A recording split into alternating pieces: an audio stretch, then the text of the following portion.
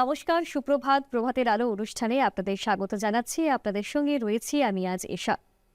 আজকের এই প্রভাতের আলো অনুষ্ঠান আমরা ভক্তিগাথার মাধ্যমে শুরু করব।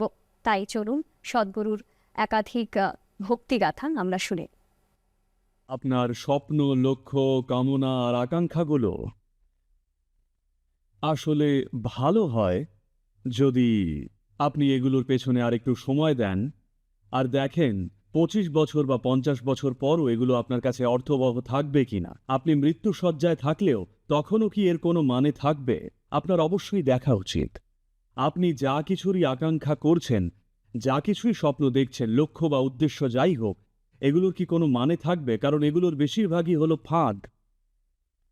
এগুলো স্রেফ ফাঁদ। যখন ঢোকেন তখন ভালো একরকম, কিন্তু ফেরার কোনো পথ নেই। আমি চাই আপনি ভালো করে দেখুন। কারণ আসলে এখানে অনেকেই আপনার চেয়ে বয়সে বড়। তাদের জিজ্ঞেস করুন ১৮ বছর বয়সে তারা কি স্বপ্ন দেখেছিল। দেখবেন তারা বলবে ভাগ্যিস সেগুলো সত্যি হয়নি।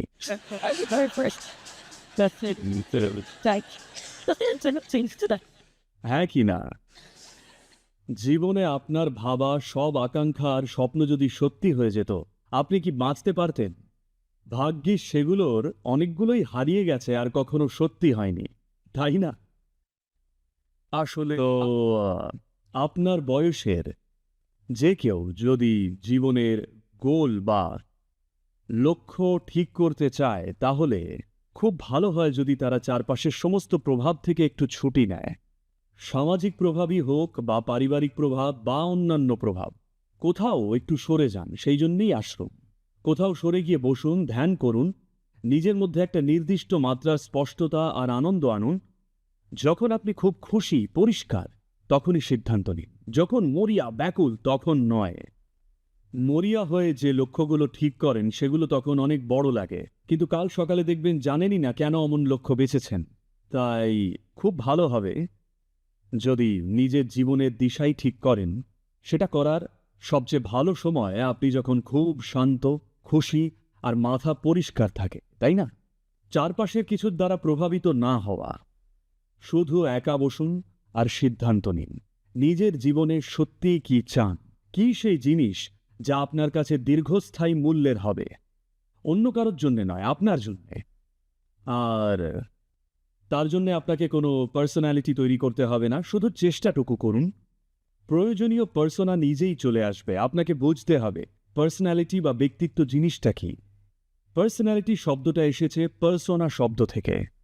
গ্রিক ভাষায় পার্সোনা মানে আসলে না, মাফ করবেন, ল্যাটিন ভাষায় এর মানে মুখোশ।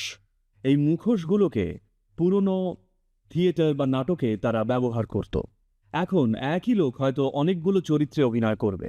ধরুন রামায়ণের পালা চলছে, আপনাকে রামের রোলও করতে হবে, সীতার রোলও করতে হবে, আবার লক্ষ্মণের রোলও করতে হবে। সবার জন্যই একটা করে মুখোশ। আপনি একটা মুখোশ ধরে রামের গলায় বললেন, তারপর নামিয়ে রাখেন। অন্য মুখোশটা তুলে সীতার গলায় বললেন, আবার নামিয়ে রাখেন। আরেকটা তুলে হনুমানের মতো বলে নামিয়ে রাখেন। থিয়েটার, নাটক এভাবেই করা হতো। তো ওই মাস্কগুলো বা মুখোশগুলোকেই বলা হতো পার্সোনা। তাই পার্সোনালিটি বা ব্যক্তিত্ব মানে আপনি মুখোশটা ধরলেন আর মুখোশটা মুখেই আটকে গেল আর সেটা টেনে খুলতে পারছেন না। আসলে তার মানে আপনার একটা পার্সোনালিটি আছে।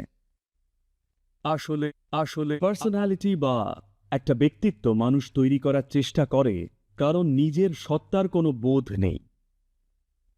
আসলে আসলে আসল জিনিসের বদলে আপনি নকলটাকেই আসল হিসেবে প্রতিষ্ঠার চেষ্টা করছেন। আপনি নিজের সত্তার সংস্পর্শে থাকলে পার্সোনালিটি চাইবেন কেন? কোনো দরকার নেই। আপনি জায়গা ভেদে আলাদা পার্সোনালিটি রাখতেই পারেন। আপনি এখন আসলে তাই নাকি একটাই পার্সোনালিটিতে ফেঁসে আছেন? কয়েকজন একটাতেই আটকে, যাদের মাথা সহজ সরল, তাদের একটাই পার্সোনালিটি থাকে। অন্যরা জীবনের বিভিন্ন ক্ষেত্র অনুসারে বিভিন্ন রকম পার্সোনালিটি রাখে, তাই না? আপনি যদি আমাকে কখনো, যেমন ১৯৯৯ সালের দিকে, অর্থাৎ ধ্যানলিঙ্গ প্রতিষ্ঠার আগে আমাকে দেখতেন, আমি সম্পূর্ণ আলাদা ধরনের একজন মানুষ ছিলাম, বুঝলেন? আসলে এতটাই যে আমার ব্যাপারে সবকিছু খুব আলাদা ছিল। আসলে ধ্যানলিঙ্গ প্রতিষ্ঠার আগে যেমন ছিলাম তা আমার নিয়ন্ত্রণে ছিল না, কিন্তু এখনকারটা সচেতনভাবে করা। সেই সময় আমি একটা নির্দিষ্ট উদ্দেশ্যের প্রতি একমুখী ছিলাম, তাই নির্দিষ্ট রকম ছিলাম। আর তারপর আসলে ভাবিনি ধ্যানলিঙ্গের পরেও আমি বাঁচব, কিন্তু কোনোভাবে সবকিছু ঘটল। তখন ভাবলাম কাজ যখন শেষ, এবার আমার পার্সোনালিটিটা বদলে ফেলি পুরোপুরি। লক্ষ্য পূরণ করতে একটা নির্দিষ্ট পার্সোনালিটি গ্রহণ করেছিলাম, আর এখন যখন কাজ শেষ ভাবলাম সেটা বদলানো যাক। আর আমার চারপাশে সবাইকে বললাম, ও দেখো আমি কিন্তু আমার পার্সোনালিটি বদলাচ্ছি, অবাক হবে না, আমি কিন্তু একই লোক। তারা বলল, হ্যাঁ হ্যাঁ কোনো সমস্যা নেই সদ্গুরু। আমি বললাম, একটু অপেক্ষা করো, কারণ এখনো বদলটা দেখোনি। আমার ব্যাপারে সব কিছু বদলে যাবে। আমি যেভাবে কাজ করি, যেভাবে কথা বলি, আমার পোশাক পরার ধরন, আমার সব কিছু করার ধরন বদলে যাবে। তারা বলল, কোনো সমস্যা নেই, আমরা আপনাকে চিনি, ভালোবাসি, ইত্যাদি ইত্যাদি। আমি বললাম, ঠিক আছে, তবুও শক্ত করে ধরে বসো, কারণ যখন পরিবর্তন আসে মানুষ সরে যায়। অনেক মানুষ সরে গেল, কারণ তাদের বিশ্বাসই হচ্ছিল না। কোথায় গেল সেই চেনা মানুষটা? সেই মানুষটা যেন হাওয়া, বুঝলেন? এ একজন নতুন মানুষ। এই নতুন মানুষটার সাথে নিজেদের তারা মেলাতে পারল না। আমি তাদের জানিয়েই বদলেছিলাম, তা সত্ত্বেও তারা সরে গেল। তাদের মধ্যে অনেকেই যারা আমার খুব প্রিয় এবং কাছের ছিল, তারা দূরে সরে গেল, কারণ আমি এত নাটকীয়ভাবে বদলে গিয়েছিলাম। আর আমি তাদের বলেছিলাম আমি বদলাতে চলেছি। যেহেতু কাজের একটা পর্ব শেষ হয়েছে, এখন সময় হয়েছে আমার পার্সোনালিটি বদলানোর। আমাকে যেমন দেখতে, যেমন পোশাক পরি, যেভাবে কথা বলি, স্বয়ং আমি মানুষটাই যেমন, আমার সবকিছুই বদলে ফেলি। আমি এমনকি আমার কি ধরনের খাবার পছন্দ সেটাও বদলে ফেললাম। আমি আমার পার্সোনালিটি বদলাচ্ছি, তাই ভাবলাম খাবারের পছন্দটাও বদলে ফেলি। তাই পার্সোনালিটি বা ব্যক্তিত্ব হলো এমন কিছু যা আপনি গ্রহণ করেছেন, কিন্তু আপনি এটা নিয়ে এত অচেতন হয়ে গেছেন যে ভাবছেন সেটাই আসল। আপনি জিজ্ঞেস করছেন ব্যক্তিত্ব কিভাবে বানাবো, অর্থাৎ জানেন ওটা আপনার বানানো, তাই তো? গড়া বা তৈরি করা বা বানানো মানে ওটা প্রথম থেকে ছিল না, তাই তো? আপনি এটা বানাচ্ছেন, তাহলে আপনার কাজের জন্য যেভাবে মানানসই হয় সেভাবেই এটাকে বানান। কিন্তু সেটাকে নামিয়ে রাখতেও জানতে হবে। মুখে আটকে থেকে গেলে তখন তার যন্ত্রণার কারণ হয়, তখন নানান কষ্ট আপনার কাছে আসবে। আপনি যে কোনো ধরনের পার্সোনালিটি নিতেই পারেন, কিন্তু যখন সেটা নামিয়ে রাখতে চান তখন যেন নামিয়ে রাখতে পারেন। একজন ঋষি ছিলেন, আসলে আসলে আসলে তিনি খুব জ্ঞানী ছিলেন। মানুষ তার কাছে যেত আর ভিড় জমত। তারপর রাজা তার কাছে গেলেন, আর রাজা দেখলেন এমন একজন জ্ঞানী মানুষের তো তার রাজসভায় থাকা উচিত। তাই তিনি ঋষিকে বললেন, আপনাকে এসে আমার মুখ্যমন্ত্রী হতে হবে, কারণ আপনার মতো জ্ঞানী মানুষের গাছের নিচে বসে থাকাটা তো প্রতিভার অপচয়। আপনাকে মানুষের কাজে লাগতে হবে। আসলে আসলে ঋষি বললেন, দেখুন তা ঠিক আছে, কিন্তু আমার একটা শর্ত আছে। আমাকে আপনার রাজপ্রাসাদে আসলে আসলে ঘর দিতে হবে, যেখানে আমি প্রতিদিন 1 ঘন্টা করে কাটাবো। আসলে আপনি কখনো ওই ঘরে উঁকি দেবেন না, কখনো আমাকে জিজ্ঞেস করবেন না এটা কিসের জন্য। You should never break into it. Nothing. This room should be left unexplored by yourself, your servants, your secret agents, and everybody. রাজা ভাবলেন সেটা কোনো সমস্যা নয়, এতে আমার কি সমস্যা? আপনার নিজের ঘর চাই, আমি আপনার ঘরে উঁকি মারতে যাব কেন? নিয়ে নিন। আসলে আসলে আসলে তারপর যখনই কোনো গুরুত্বপূর্ণ রাজসভা হতো, এই মানুষটি, যিনি একজন ঋষি ছিলেন, এখন যিনি মন্ত্রী হয়েছেন, তিনি প্রাসাদের জন্য মানানসই পোশাক পরেই থাকতেন, কিন্তু তিনি ওই ঘরে ঢুকতেন আর 1 ঘন্টা একা কাটিয়ে তারপর বেরিয়ে আসতেন।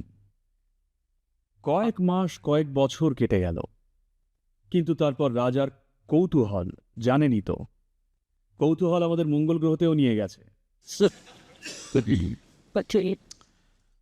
তিনি জানতে চান লোকটা কি ছাইপাশ করছে ওই ঘরে। তাই চারিদিকে গুজব ছড়াতে শুরু করলো, ও উনি কিছু একটা করছেন, ওনার সাথে ভেতরে কেউ একজন আছে, হয়তো উনি একজন শত্রুপক্ষের চর, উনি হঠাৎ এখানে কেন এলেন, উনি ওখানে কি করছেন, এখানে কি করছেন। সবাই পুরো রাজপ্রাসাদ জুড়ে এই নিয়ে গুজগুজ করতে শুরু করলো যে উনি ওই ঘরে কি করছেন, সবাই দেখতে চায় ওই ঘরে কি আছে। কিন্তু ঘরটা সবসময় তালাবন্ধ। উনি ভেতরে যান, সময় কাটান আর বেরিয়ে আসেন। বিশেষ করে যখন কোনো গুরুত্বপূর্ণ কাজ করতে হয় উনি ভেতরে যান। আসলে আসলে আসলে সব রকমের গুজব শুরু হলো। আসলে আসলে আসলে তো একদিন রাজার আর তর সইল না। রাজা ওনাকে জিজ্ঞেস করলেন, আমি দেখতে চাই ওই ঘরে কি আছে। তিনি বললেন, বেশ, কিন্তু আপনি তো আমায় কথা দিয়েছিলেন, যদি কথা ভাঙেন আমি চলে যাব। আসলে আসলে রাজা নিজেকে সামলালেন, ওনাকে হারাতে চান না, উনি অত্যাধিক জ্ঞানী। আসলে আর তারপর তার অন্যান্য সভাসদরা বলতে শুরু করলো, আপনি কিভাবে এটা মেনে নিচ্ছেন? আমরা জানি না ভেতরে কি হচ্ছে, এটা বিপজ্জনক হতে পারে, এটা হতে পারে, সেটা হতে পারে। একদিন যখন তিনি অন্য কোথাও ছিলেন তখন তারা ঘরের দরজা ভাঙল আর ভেতরে ঢুকল।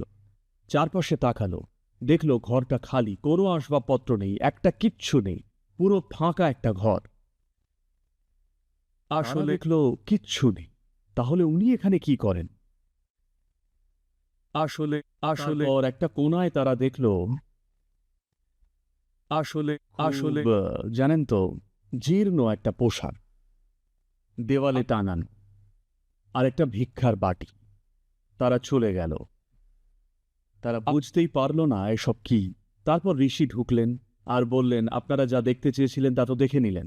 রাজা বললেন, আপনি এখানে কি করেন? আসলে তিনি বললেন, যখনই আমি কোনো গুরুত্বপূর্ণ সিদ্ধান্ত নিতে চাই তখন এখানে আসি আর ছেঁড়া পোশাকটা পরে ভিক্ষার বাটি হাতে বসি, যাতে আমি রাজপ্রাসাদের ওই নানান বিষয়ের আর আসলে আর ওই জাঁকজমকতায় আটকে না পড়ি। আমি চাই না আমার প্রজ্ঞা যেন এই জামা কাপড়ে আর গয়নাগাটি ইত্যাদিতে হারিয়ে যায়। তাই আমি এখানে এসে ওই পোশাকটা পরে ভিক্ষার বাটি হাতে বসে তবে নানান সিদ্ধান্ত নিয়ে আর বেরিয়ে আসি। এখন আপনি কথা ভেঙেছেন, তাই তিনি চলে গেলেন। আসলে আসলে আসলে আসলে আপনার জন্যে ধ্যান এটাই, প্রতিদিন যখন আপনি বসেন নিজেকে সবকিছু থেকে ঝেড়ে নগ্ন করুন। এর জন্য আপনাকে কিছুই করতে হবে না, যদি শুধু চুপ করে বসেন। দেখুন, যা কিছুই মন গড়া বা বানানো সেটাকে দাঁড় করিয়ে রাখতে আপনাকে অনবরত খেটে যেতে হয়, তাই না? ধরুন এখন আপনি একটা মিথ্যে বললেন, ওটাকে টিকিয়ে রাখতে আপনাকে অনবরত খেটে যেতে হয় কিনা? কিন্তু কোনো কিছু সত্য হলে আসলে সেটা ভুলে গেলেও সত্য তো সত্যই, তাই না? কি বলছি বুঝতে পারছেন? কোনো কিছু সত্য হলে আপনি সেটা নিয়ে ভুলে গেলেও সত্য তো আছেই, সমস্যা নেই। কিন্তু কোনো কিছু মিথ্যে হলে সেটাকে টিকিয়ে রাখতে হয়। আপনার পার্সোনালিটি একটা মিথ্যে, আপনার সত্তা, আপনার অস্তিত্ব বাস্তব সত্য, আপনাকে সেটা টিকিয়ে রাখতে হয় না, এটা এমনিতেই থাকবে। আপনি যা বানান সমাজের খাতিরে, সমাজে কাজ করার জন্যে, তার জন্যে আপনার এক ধরনের মেকআপ দরকার, কিন্তু আপনাকে সেটা নামিয়ে রাখতেও পারতে হবে। যদি ফুল মেকআপেই শুতে যান তাহলে নিশ্চয়ই আপনার কিছু গণ্ডগোল আছে।